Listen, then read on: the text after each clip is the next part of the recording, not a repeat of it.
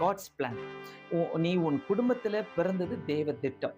நீ இந்த குடும்பத்துல நீ பிறந்துற இந்த இந்த குடும்பத்துல தான் நீ பிறக்கணும் பிறக்கணும் அப்படின்னு இருக்குதுன்னா அது தேவ திட்டம் அது. ஸோ நீ கேட்கவே முடியாது, நான் ஏன் இந்த குடும்பத்துல பிறந்தேன், நான் ஏன் இந்த அம்மா அப்பாவுக்கு பிறந்தேன் அப்படின்னு நீ கேட்கவே முடியாது. It's all God's plan. இது வந்து கர்த்தருடைய திட்டமா இருக்குது.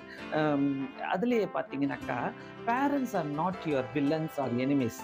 பெற்றோர்கள் உங்களுக்கு வில்லன்களோ எதிரிகளோ கிடையாது. கண்டிப்பா எ- எல்லா பெற்றோர்களும் தங்களுடைய பிள்ளைகளுக்கு நன்மை தான் நடக்கணும்னு சொல்லி யோசிப்பாங்க.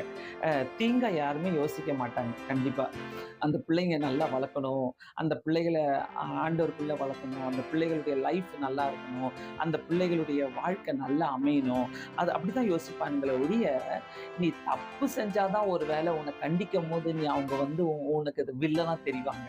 நீ உனக்கு புத்தி சொல்றாங்க பத்தியா, இது வேண்டாம் உனக்கு நல்லா இருக்காதுன்னு அப்படி சொல்லும் போது அவங்க ஒரு வேளை உனக்கு எதிரியா தெரியலாம். உனக்கு அது நல்லதா தோணலாம். ஆனா அம்மா அப்பா சில நேரத்துல சொல்லுவாங்க, வேணாம் இது ஒத்து